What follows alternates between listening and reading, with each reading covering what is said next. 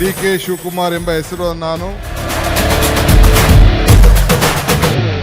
High command ಹೇಳೋಕ್ಕಷ್ಟೇ ಈ ಭ್ರಷ್ಟಾಚಾರಗಳನ್ನೆಲ್ಲ ಮಾಡ್ತಾರಲ್ಲ high command ಹೇಳ್ತೇವ್ರಿ ಮಾಡೋಕ್ಕೆ ಕಮಿಷನ್ ಫಿಕ್ಸ್ ಮಾಡ್ತಾರಲ್ಲ ಬಿ ಜೆ ಪಿಯವರಾಗಲಿ ಕಾಂಗ್ರೆಸ್ನವ್ರು ಹೈಕಮಾಂಡ್ ಏನು ಹೇಳಲ್ವಲ್ಲ ಇಷ್ಟು ಕಮಿಷನ್ ಫಿಕ್ಸ್ ಮಾಡಿ ಅದನ್ನೆಲ್ಲ ಇವರೇ ಮಾಡ್ಕೊಂಡಿರ್ತಾರೆ ಬಟ್ ಏನಂದರೆ ಒಟ್ಟು ಹೇಳೋಕ್ಕೆ ಹೈಕಮಾಂಡ್ ತೀರ್ಮಾನವೇ ಅಂತಿಮ ಅನ್ನೋ ಥರದ್ದು ಹೇಳೋಕ್ಕಷ್ಟೇ ಆದರೆ ಇವತ್ತು ನೋಡಿ ಪೇಜಾವರ ಸ್ವಾಮೀಜಿಗಳು ಬಂದಿದ್ದಾರೆ ಪೇಜಾವರ ಶ್ರೀಗಳು ಬಂದಿದ್ದಾರೆ ಓಕೆ ಇದು ಮತ್ತೊಂದು ದುರಂತ ಏನು ಗೊತ್ತಾ ನನಗಿರೋ ಮಾಹಿತಿ ಪ್ರಕಾರ DK ಶಿವಕುಮಾರ್ ಅವರು ವೀರೇಂದ್ರ ಹೆಗ್ಡೆ ಅವ್ರಿಗೆ ಕಾಲ್ ಮಾಡಿಬಿಟ್ಟು ನೀವು ಬನ್ನಿ ಸಂಪುಟ ವಿಸ್ತರಣೆಗೆ ಸಂಪುಟ ಇವತ್ತೇನು ನಾವು ಪ್ರಮಾಣವಚನ ಸ್ವೀಕಾರ ಸಮಾರಂಭಕ್ಕೆ ನೀವು ಬಂದು ಆಶೀರ್ವಾದ ಮಾಡಿ ಅಂತಲೂ ಕೇಳ್ಕೊಂಡ್ರಂತೆ ಆವಾಗ ವೀರೇಂದ್ರ ಹೆಗ್ಡೆ ಅವರು ಇಲ್ಲ ನಾನು ಸ್ವಲ್ಪ ತೀವ್ರ ಅನಾರೋಗ್ಯದಿಂದ ಬಳಲ್ತಾ ಇದ್ದೀನಿ ನಾನು ಬರೋಕ್ಕಾಗಲ್ಲ ಅಂದಮೇಲೆ ಆಯಿತು ನಾನು ಮುಖ್ಯಮಂತ್ರಿಯಾಗಿ ಧರ್ಮಸ್ಥಳಕ್ಕೆ ಭೇಟಿ ಕೊಡ್ತೀನಿ ಅಂತ ಇವ್ರು ಹೇಳಿದ್ರಂತೆ ಓಕೆ ನನಗೆ ಬಂದಿರೋ ಮಾಹಿತಿ ಪ್ರಕಾರ ಅದು ನಿಜವಾಗಿದ್ದರೆ ಯಾವ ದಿಕ್ಕಿನತ್ತ ಹೋಗುತ್ತೆ ನಾಳೆ ಕರ್ನಾಟಕ ರಾಜ್ಯ ಅನ್ನೋದು ದೊಡ್ಡ ಪ್ರಶ್ನೆ DK ಶಿವಕುಮಾರ್ ಇವತ್ತು ಪ್ರಮಾಣವಚನವನ್ನು ಸ್ವೀಕರಿಸಿದರೆ ಅವರ ಆಡಳಿತ ಅದೇ ಥರ ಇದೆ ಅಂತ ನಾವು ಅಂದ್ಕೊಳ್ಳೋಕ್ಕಾಗಲ್ಲ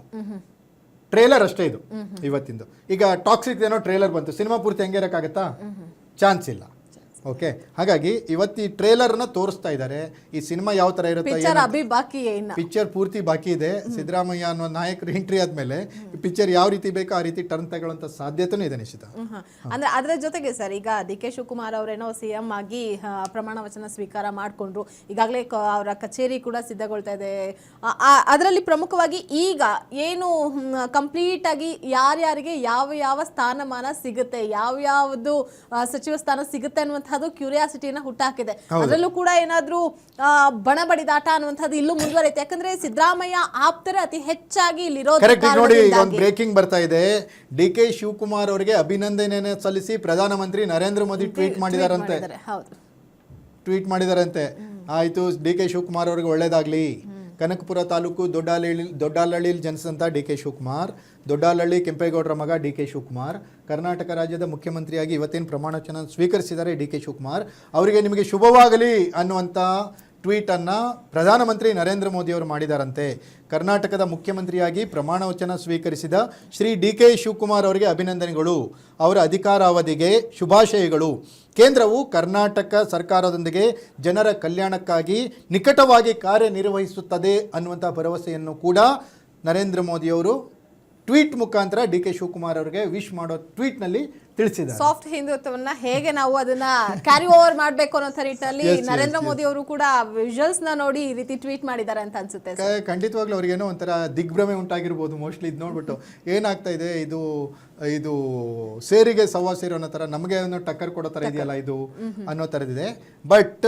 ಈ ಸಾಫ್ಟ್ ಹಿಂದುತ್ವ ಅನ್ನೋಂಥದ್ದನ್ನು ಯಾವ ರೀತಿ ಕ್ಯಾಲ್ಕುಲೇಷನ್ ಆಗುತ್ತೆ ಪಕ್ಕ ಮತ್ತೆ ಅದೇನಾಗುತ್ತೆ ಕರ್ನಾಟಕದ ರಾಜಕಾರಣ ಉತ್ತರ ಭಾರತದ ರಾಜಕಾರಣಕ್ಕೆ ಭಾಳ ಡಿಫ್ರೆನ್ಸ್ ಕರ್ನಾಟಕದಲ್ಲಿ ನಿಮಗೆ ಇಲ್ಲಿ ಯಾರು ನಿರ್ಧಾರವನ್ನು ಮಾಡ್ತಾರೆ ಕರ್ನಾಟಕ ರಾಜಕಾರಣದಲ್ಲಿ ಪ್ರಮುಖವಾಗಿ ಅಂದರೆ ನಿಶ್ಚಿತ ಒಂದು ಉತ್ತರ ಕರ್ನಾಟಕದಲ್ಲಿ ಲಿಂಗಾಯತರು ದಕ್ಷಿಣ ಕರ್ನಾಟಕದಲ್ಲಿ ಒಕ್ಕಲಿಗರು ಅವರಿಬ್ಬರನ್ನ ಬಿಟ್ಟು ಕರ್ನಾಟಕದಲ್ಲಿ ರಾಜಕಾರಣ ಮಾಡೋಕ್ಕೆ ಆಗೋದಲ್ಲ ಇದೇ ಡೆಡ್ಲಿ ಕಾಂಬಿನೇಷನ್ನ BJP ಪ್ಲಾನ್ ಮಾಡಿರೋದು ಯಡಿಯೂರಪ್ಪ ವರ್ಸಸ್ ದೇವೇಗೌಡರನ್ನ ಒಟ್ಟಿಗೆ ತಂದಿರೋ ಕಾರಣನೇ ಅದು ಲಿಂಗಾಯತರು ಮತ್ತು ದೇವೇಗೌಡರು ಒಟ್ಟಾದ್ರೆ ಏನ್ ಮಾಡಬೇಕು ಕರ್ನಾಟಕ ಒನ್ ಸೈಡೆಡ್ ಆಗುತ್ತೆ ಅನ್ನೋಂಥದ್ದು ಪ್ಲಾನ್ ಇತ್ತು BJPಗೆ ಬಟ್ ಇವತ್ತು ಕಾಂಗ್ರೆಸ್ ಮಾಡಿರೋ ಪ್ಲಾನ್ಗೆ ಮತ್ತೆ ಒಕ್ಕಲಿಗರ ನಾಯಕನನ್ನ ಮುಖ್ಯಮಂತ್ರಿಯನ್ನಾಗಿ ಮಾಡಿ ಹಿಂದಿನ ನಾಯಕ ಸಿದ್ದರಾಮಯ್ಯನವ್ರನ್ನ ಅವ್ರ ಜೊತೆಗಿಟ್ಟು ಮತ್ತೆ ಬೇರೆ ಸ್ಟ್ರಾಟಜಿಯನ್ನು ಕಾಂಗ್ರೆಸ್ ಮಾಡ್ತಾ ಇದೆ ಈಗ BJP ಸ್ಟ್ರಾಟಜಿ ಚೇಂಜ್ ಆಗಬೇಕೀಗ ಯಾಕಂದರೆ ಒಕ್ಕಲಿಗರು ನಾಯಕರು ಮುಖ್ಯಮಂತ್ರಿ ಆದಾಗ ವಿರೋಧ ಪಕ್ಷದ ನಾಯಕ R ಅಶೋಕ್ ಕೂಡ ಒಕ್ಕಲಿಗರಾಗಿರ್ಲಿಕ್ಕೆ ಸಾಧ್ಯನೇ ಇಲ್ಲ ವಿರೋಧ ಪಕ್ಷದ ನಾಯಕರು ಬದಲಾಗ್ತಾರ ನೋಡಬೇಕು ಕಾಂಗ್ರೆಸ್ ಮತ್ತೆ ಏನು ವಿಜಯೇಂದ್ರ ಮತ್ತು DK ಶಿವಕುಮಾರ್ ನಡುವಿನ ಆಪ್ತತೆ ಪಕ್ಷ ಸಂಘಟನೆಗೆ BJPಗೆ ತೊಡಕಾಗ್ಬೋದು ವಿಜಯೇಂದ್ರ ಬದಲಾವಣೆ ಆಗುತ್ತಾ ನೋಡಬೇಕು DK ಶಿವಕುಮಾರ್ ಮುಖ್ಯಮಂತ್ರಿ ಆಗಿರೋದ್ರಿಂದ ಹಳೆ ಮೈಸೂರು ಭಾಗದಲ್ಲಿ DK ಅವರ ಪಾರುಪತ್ಯ ಜಾಸ್ತಿ ಆಗುತ್ತೆ ಅಲ್ಲಿ HD ದೇವೇಗೌಡರ ಪ್ರಭಾವ ಕುಗ್ಗುತ್ತೆ HD ಕುಮಾರಸ್ವಾಮಿ ಅವರು ನೇಪಥ್ಯಕ್ಕೆ ಸರಿಬಹುದು ಆ ಥರ ಚಾನ್ಸಸ್ ಇದೆ ಅದನ್ನ ಅವ್ರು ಉಳಿಸ್ಕೊಳ್ಳೋಕೆ ನೋಡಬೇಕು ಎಲ್ಲಾ ಲೆಕ್ಕಾಚಾರಗಳು ಎಲ್ಲಾ ರಾಜಕೀಯ ಬೆಳವಣಿಗೆಗಳು ಮುಂದೆ ಕರ್ನಾಟಕದಲ್ಲಿ ಒಂದು ರಣರೋಚಕ ಹಂತದತ್ತ ಹೋದ್ರೂ ಕೂಡ ಅಚ್ಚರಿ ಪಡಬೇಕಾಗಿಲ್ಲ ಅಂದ್ರೆ ಇಲ್ಲಿ DK ಶಿವಕುಮಾರ್ ಅವರು ಪ್ರಮಾಣ ವಚನ ಸ್ವೀಕಾರ ಮಾಡಿದೆ ತಡ ಇತ್ತ ವಿರೋಧ ಪಕ್ಷದ ನಾಯಕರು ಕೂಡ ಎಚ್ಚೆತ್ಕೊಂಡು ಏನೆಲ್ಲ ಬದಲಾವಣೆ ಮಾಡ್ಕೊಂಡ್ರೆ ಮಾತ್ರ ಮುಂದೆ ನಮಗೆ ಉಳಿಗಾಲ ಅನ್ನುವಂಥ ನಿಟ್ಟಿನಲ್ಲಿ ಈಗಲಿಂದಾನೇ ಪ್ರೀ ಪ್ಲಾನ್ಡ್ ಹೌದು ಈಗ ಮತ್ತೊಂದು ಬ್ರೇಕಿಂಗ್ ಏನಂದ್ರೆ HD ಕುಮಾರಸ್ವಾಮಿ ಅವರು ಕೂಡ DK ಶಿವಕುಮಾರ್ ಅವರಿಗೆ ಅಭಿನಂದನೆಯನ್ನು ಸಲ್ಲಿಸಿ ಟ್ವೀಟ್ ಮಾಡಿದಾರಂತೆ ಈಗ DK ಶಿವಕುಮಾರ್ ಅವರ ರಾಜಕೀಯ ಕಡುವೈರಿ ಯಾರಪ್ಪ HD ಕುಮಾರಸ್ವಾಮಿ ದೇವೇಗೌಡರು ದೇವೇಗೌಡರ ಮನೆಗೆ ಹೋಗಿ ಡಿ ಕೆ ಶಿವಕುಮಾರ್ ಹೋಗಿ ಅವರಿಗೆ ನಮಸ್ಕಾರ ಮಾಡಿ ಕಾಲ್ ಬಿದ್ದು ಬಂದ್ಬಿಟ್ರು. ಅದಾದ್ಮೇಲೆ ಈಗ ಎಚ್ ಡಿ ಕುಮಾರಸ್ವಾಮಿ ಅವರು ಕೂಡ ಡಿ ಕೆ ಶಿವಕುಮಾರ್ ಅವರಿಗೆ ಟ್ವೀಟ್ ಮಾಡಿ ಅಭಿನಂದನೆಯನ್ನು ಸಲ್ಲಿಸಿದ್ದಾರೆ. ಡಿ ಕೆ ಶಿವಕುಮಾರ್ ಅವರ ಮುಖ್ಯಮಂತ್ರಿ ಅವಧಿಯಲ್ಲಿ ಕರ್ನಾಟಕ ಅಭಿವೃದ್ಧಿ ಹೊಂದಲಿ, ಅಭಿವೃದ್ಧಿ ಪಥದತ್ತ ಸಾಗಲಿ ಅನ್ನುವಂಥ ಮಾತನ್ನ ಕೂಡ ಎಚ್ ಡಿ ಕುಮಾರಸ್ವಾಮಿ ಅವರು ಡಿ ಕೆ ಶಿವಕುಮಾರ್ ಅವರಿಗೆ ಸಲ್ಲಿಸಿರುವ ಅಭಿನಂದನೆಯಲ್ಲಿ ತಿಳಿಸಿದ್ದಾರೆ. ರಾಜ್ಯದ ನೂತನ ಮುಖ್ಯಮಂತ್ರಿಗಳಾಗಿ ಪ್ರಮಾಣ ವಚನ ಸ್ವೀಕರಿಸಿದ ಶ್ರೀ ಡಿ ಕೆ ಶಿವಕುಮಾರ್ ಅವರಿಗೆ ಅಭಿನಂದನೆಗಳು ಅನ್ನುವಂಥ ಮಾತನ್ನು ಕೂಡ ಈ ಸಂದರ್ಭದಲ್ಲಿ ಎಚ್ ಡಿ ಕುಮಾರಸ್ವಾಮಿ ತಮ್ಮ ಟ್ವೀಟ್ನಲ್ಲಿ ತಿಳಿಸಿದ್ದಾರೆ. ಅಂದ್ರೆ ರಾಜಕೀಯದ ನಾಯಕರಲ್ಲಿ ಯಾವಾಗಲೂ ಕೂಡ ಸರ್ವೇ ಸಾಮಾನ್ಯವಾಗಿ ಒಂದು ಪದ ಇದ್ದೇ ಇದೆ ಸರ್, ಯಾರಿಗ್ಯಾರು ಶತ್ರುನೂ ಅಲ್ಲ, ಯಾರಿಗ್ಯಾರು ಮಿತ್ರರು ಅಲ್ಲ ಅನ್ನುವಂಥದ್ದು ಇಲ್ಲಿ ಮತ್ತೆ ಮತ್ತೆ ಪ್ರೂವ್ ಆಗ್ತಾ ಇದೆ ಅನ್ನುವಂಥದ್ದಕ್ಕೆ ಈಗ ಮಾಡ್ತಾ ಇರುವಂತಹ ಟ್ವೀಟ್ ಗಳು ಕೂಡ ಸಾಕ್ಷಿ. ಇಲ್ಲ, ಇವೆಲ್ಲ ಏನಾಗುತ್ತೆ ಸಾಮಾನ್ಯವಾಗಿ ಕೆಲವೊಂದ್ಸರಿ ರಾಜಕೀಯ ಹೃದಯ ವೈಶಾಲ್ಯತೆಯನ್ನ ತೋರಿಸ್ಬೇಕಾಗತ್ತೆ. ಅವ್ರಿಗಲ್ದಿದ್ರು ಜನರಿಗೋಸ್ಕರ ಆದ್ರೂ ಮಾಡ್ಬೇಕು. ನಮ್ ಡಿ ಕೆ ಶಿವಕುಮಾರ್ CM ಆದ್ರೆ ಒಂದು ವಿಶ್ ಮಾಡ್ಲಿದ್ದಾರೆ ಇವರು ಅನ್ನೋ ಥರದ್ದು ಬರಬಾರ್ದು. ಅವರ ರಾಜಕೀಯ ವೈರತ್ವ ಎಷ್ಟೇ ಇದ್ರೂ ಕೂಡ ಬಹಿರಂಗವಾಗಿ ಅದನ್ನು ತೋರಿಸ್ಕೊಳ್ಳೋಕ್ಕಾಗಲ್ಲ. ಹಾಗಾಗಿ ಇದು ಮಾಡಬೇಕಾಯ್ತು. ಅಜ್ಜಯ್ಯನ ಹೆಸರಲ್ಲಿ ಪ್ರಮಾಣ ವಚನ ಸ್ವೀಕರಿಸಿದ ಡಿ ಕೆ ಅನ್ನೋ ವರದಿಗಳು ಬರ್ತಾ ಇದ್ದಾವೆ. ಗಂಗಾಧರ ಅಜ್ಜ ಅಂದರೆ ಮೋಸ್ಟ್ಲಿ ಈಗೇನು ಅಜ್ಜ ಇದ್ದಾರಲ್ಲ ಅವರ ಹಿಂದಿನ ಇವ್ರು ಯಾರೋ ಇರ್ಬೋದು. ಹಾಗಾಗಿ ಅಜ್ಜಯ್ಯನ ಹೆಸರಿನಲ್ಲಿನೇ ಪ್ರಮಾಣ ವಚನ ಸ್ವೀಕರಿಸಿದ್ದಾರೆ ಡಿ ಕೆ ಶಿವಕುಮಾರ್. ಅಜ್ಜಯ್ಯನ ಮೇಲೆ ಪರಮ ಭಕ್ತಿಯನ್ನು ತೋರಿಸಿರುವಂಥ ಡಿ ಕೆ ಶಿವಕುಮಾರ್ ಮಠ ಮಾನ್ಯಗಳ ಕೆಲಸಕ್ಕೆ ಸದಾ ಅಂದರೆ ನೊಣವಿನಕೆರೆ ಮಠದ ಯಾವುದೇ ಕಾರ್ಯಕ್ರಮ ಇದ್ರೂ ಕೂಡ ಹಬ್ಬ ಹರಿದಿನ ಮಾತ್ರ ಅಲ್ಲ, ಇನ್ಯಾವುದೇ ವಿಶೇಷ ಇದ್ರೂ ಅಲ್ಲಿ ಭಾಗವಹಿಸಿ ಮಠದ ಪರಮ ಭಕ್ತನಾಗಿ ಗುರುತಿಸಿಕೊಂಡಂತಹ ಡಿ ಕೆ ಶಿವಕುಮಾರ್ ಇವತ್ತು ಅಜ್ಜಯ್ಯನ ಫೋಟೋಕ್ಕೆ ನಮಸ್ಕರಿಸಿ ಕರ್ನಾಟಕ ರಾಜ್ಯದ 25ನೇ ಮುಖ್ಯಮಂತ್ರಿಯಾಗಿ ಅಜ್ಜಯ್ಯನವರ ಹೆಸರಿನಲ್ಲೇ ಪ್ರಮಾಣ ವಚನವನ್ನು ಸ್ವೀಕರಿಸಿದ್ದಾರೆ. ಅಜ್ಜಯ್ಯನ ಹೆಸರಿಗೆ ಯಾವ ರೀತಿ ಇವರ ಆಡಳಿತದ ಮೂಲಕ, ಅಧಿಕಾರದ ಮೂಲಕ ಕರ್ನಾಟಕವನ್ನು ಅಭಿವೃದ್ಧಿ ಪಥದತ್ತ ಕೊಂಡೊಯ್ಯುವ ಮೂಲಕ ಗೌರವವನ್ನು ಸೂಚಿಸ್ತಾರೆ ಅನ್ನೋದು ಇನ್ನು ಮುಂದಿನ ದಿನಗಳಲ್ಲಿ ಗೊತ್ತಾಗುತ್ತೆ. ಜನರಿಂದ ಜನರಿಗಾಗಿ ಜನರಿಗೋಸ್ಕರ ಅನ್ನುವಂಥದ್ದನ್ನ ಇಲ್ಲಿ ಹೇಗೆ ಅವರು ಅಳವಡಿಕೆ ಮಾಡ್ಕೊಳ್ತಾ ಹೋಗ್ತಾರೆ, ಕೇವಲ ಪಕ್ಷದಲ್ಲಿ ಆಗ್ತಾ ಇರುವಂತಹ ಆಂತರಿಕ ಕಲಹ ಅದೆಲ್ಲವನ್ನ ಕೂಡ ಬದಿಗಿಡ್ತಾರ. ಇದ್ರ ಬಗ್ಗೆ ಇನ್ನಾದ್ರೂ ರಾಜ್ಯದ ಮತ್ತಷ್ಟು ಕೆಲಸ ಕಾರ್ಯಗಳ ಬಗ್ಗೆ ಏನಾದ್ರೂ ಗಮನ ಕೊಡ್ತಾರ ಅನ್ನುವಂಥದ್ದು ಕೂಡ ಇಲ್ಲಿ ನಾವು ಪ್ರಮುಖವಾಗಿ ಖಂಡಿತವಾಗ್ಲೂ ರಾಜ್ಯದ ಜನರಲ್ಲಿ ನಿರೀಕ್ಷೆಗಳು ಗರಿಗೆದರ್ತಾ ಇದ್ದಾವೆ. ಸಿದ್ದರಾಮಯ್ಯನವರ ಆಡಳಿತ ಒಂದು ಥರ ಇದ್ರೆ, ಸಿದ್ದರಾಮಯ್ಯನವ್ರದ್ದು ಯಾವ ರೀತಿ ಆಡಳಿತ, ಅವರು ಅಹಿಂದ ಪರವಾಗಿ ಅವರ ಆಡಳಿತ, ಬಡವರಿಗೆ ಏನೇನು ಬೇಕು ಅನ್ನೋ ಥರದಿತ್ತು. ಆದರೆ ಡಿ ಕೆ ಶಿವಕುಮಾರ್ ಆಡಳಿತ ಬೇರೆ ರೀತಿ ಇದೆ. ಅವರು ಕೆಲವೊಂದು ಕಾರ್ಪೊರೇಟ್ ಕಂಪನಿಗಳಿದ್ದಾವೆ, ಅವರು ಒಳ್ಳೆ ಬಿಸ್ನೆಸ್ ಮನ್ ಕೂಡ. ಓಕೆ, ಉದ್ಯಮಿಗಳಿಗೆ ಯಾವ ರೀತಿ ಆಗುತ್ತೆ, ಆಮೇಲೆ ನಿರುದ್ಯೋಗ ಸಮಸ್ಯೆಗೆ ಯಾವ ರೀತಿ ಪರಿಹಾರವನ್ನು ಹುಡುಕ್ತಾರೆ, ಎಂಟೈರ್ ಕರ್ನಾಟಕದ ಸಮಗ್ರ ಚಿತ್ರಣ, ಸಮಗ್ರ ಅಭಿವೃದ್ಧಿಗೆ ಏನು ಮಾಡ್ತಾರೆ. ಕರ್ನಾಟಕ ಅಭಿವೃದ್ಧಿ ಆಗಬೇಕಂದ್ರೆ ಬೆಂಗಳೂರು ಒಂದೇ ಅಭಿವೃದ್ಧಿ ಆದ್ರೆ ಆಗಲ್ಲ. ದಾವಣಗೆರೆ ಮ್ಯಾಂಚೆಸ್ಟರ್ ಸಿಟಿ ಅನ್ನೋದಿತ್ತು, ಆವಾಗಲೇ ಇತ್ತು ಜವಳಿ ನಗರ ಅನ್ನೋ ಥರ. ಅದಾದ್ಮೇಲೆ ಹುಬ್ಳಿ ಧಾರವಾಡ ವಾಣಿಜ್ಯ ನಗರಿ ಅವಳಿ ನಗರ ಅನ್ನೋ ಥರದಿತ್ತು. ಬೆಳಗಾವಲ್ಲಿ ವಿಪುಲ ಅವಕಾಶಗಳಿದ್ದಾವೆ.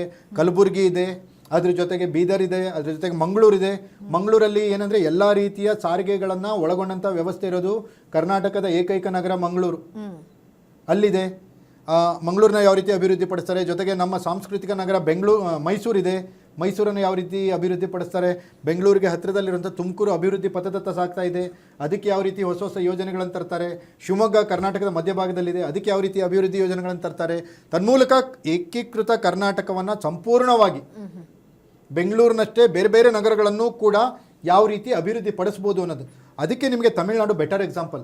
ತಮಿಳುನಾಡಲ್ಲಿ ಚೆನ್ನೈ ಮಾತ್ರ ಡೆವಲಪ್ ಆಗಿಲ್ಲ, ಬೇರೆ ಬೇರೆ ನಗರಗಳನ್ನು ಅವರು ತುಂಬ ಚೆನ್ನಾಗಿ ಬೆಳೆಸ್ತಿದ್ದಾರೆ. ಕೊಯಮತ್ತೂರು ಆಗಿರ್ಬೋದು, ಬೇರೆ ಬೇರೆ ರೀತಿ ನೋಡಿ ನೀವು ಕಾಂಚೀಪುರಂ ಆಗಿರ್ಬೋದು, ತುಂಬ ಚೆನ್ನಾಗಿ ಬೆಳೆಸಿದ್ದಾರೆ. ಕರ್ನಾಟಕದಲ್ಲಿ ಆ ರೀತಿ ಬೇರೆ ಬೇರೆ ನಗರಗಳ ಬೆಳವಣಿಗೆ ಆಗ್ತಿಲ್ಲ, ಎಲ್ಲ ಬೆಂಗಳೂರು ಮೇಲೇ ಜೋತ್ಕೊಂಡು ಬಿಟ್ಟಿದ್ದಾರೆ. ಹಾಗಾಗಿ ಬೆಂಗಳೂರನ್ನ ಹೊರತುಪಡಿಸಿ ಬೇರೆ ನಗರಗಳ ಅಭಿವೃದ್ಧಿ ಆಗಬೇಕಾಗಿರೋದು ಸದ್ಯಕ್ಕೆ ಆಗಬೇಕಾಗಿರೋಂಥ ಕೆಲಸ. ಆವಾಗ ಬೆಂಗಳೂರಿನ ಮೇಲೆ ಇರುವಂಥ ಒತ್ತಡ ಕಡಿಮೆ ಆಗುತ್ತೆ, ಎಲ್ಲರೂ ಬೆಂಗಳೂರಿಗೆ ವಲಸೆ ಬರೋದು ತಪ್ಪುತ್ತೆ. ಓಕೆ, ಆ ರೀತಿಯ ಏನಾದರೂ ಯೋಜನೆಗಳನ್ನು ಮಾಡ್ತಾರ D K Shivakumar. Brand Bengaluru ಅಂತ ಅವ್ರು ಏನು ಮಾಡ್ತಿದ್ರು, ಬೆಂಗಳೂರಿಗೆ ಸೀಮಿತವಾಗಿದ್ರು. ಈಗ ಬ್ರ್ಯಾಂಡ್ ಕರ್ನಾಟಕ ಅನ್ನೋದನ್ನ ಇಟ್ಕೊಂಡು ಏನಾದರೂ ಮಾಡ್ತಾರ ಡಿ ಕೆ ಶಿವಕುಮಾರ್. ಕರ್ನಾಟಕದ ಬಗ್ಗೆ ತಮ್ಮ ಕನಸುಗಳನ್ನ ತಮ್ಮ ಕೆಲಸದ ಮೂಲಕ ತೋರಿಸ್ತಾರ ಡಿ ಕೆ ಶಿವಕುಮಾರ್ ಅನ್ನುವಂಥದ್ದು ಈ ಸದ್ಯದಲ್ಲಿ ಈಗ ಅವರು ತೋರಿಸಬೇಕಾಗಿರೋಂಥ ಅವ್ರು ಎದುರಿಗಿರುವಂಥ ಚಾಲೆಂಜಸ್ಗಳು ಖಂಡಿತವಾಗಿ ಸರ್. ಈಗಾಗಲೇ ಡಿ ಕೆ ಶಿವಕುಮಾರ್ ಅವರು ಪ್ರಮಾಣ ವಚನ ಸ್ವೀಕಾರ ಮಾಡುತ್ತೀವಿ. ಈ ಕುರಿತಂತೆ ಆಗು ಹೋಗುಗಳ ಕುರಿತಾಗಿ ಚರ್ಚೆಯಲ್ಲಿ ಸಾಕಷ್ಟು ಮಾಹಿತಿನ ಕೂಡ ತಿಳಿಸ್ಕೊಟ್ರಿ. Thank you so much. So ನೋಡಿದ್ರಲ್ಲ ವೀಕ್ಷಕರೇ, ಈಗಾಗಲೇ ಡಿ ಕೆ ಶಿವಕುಮಾರ್ ಅವರು ಪ್ರಮಾಣ ವಚನವನ್ನು ಸ್ವೀಕಾರ ಮಾಡಿದ್ರು. ಡಿ ಕೆ ಯುಗ ಈಗ ಪ್ರಾರಂಭ ಆಗಿದೆ, ಮುಂದೆ ಅಭಿವೃದ್ಧಿಯತ್ತ ಹೇಗೆ ಕೊಂಡೊಯ್ತಾರೆ ಅನ್ನುವಂಥದ್ದನ್ನು ಸಹ ನಾವಿಲ್ಲಿ ಕಾದು ನೋಡಬೇಕಾಗಿದೆ. ಇದಾಗಿತ್ತು ಈ ಕ್ಷಣದ ಅಪ್ಡೇಟ್. ನೆಲ ಜಲ ಭಾಷೆಗಾಗಿ ನೋಡ್ತಾ ಇರಿ focus TV. D K Shivakumar ಎಂಬ ಹೆಸರು ನಾನು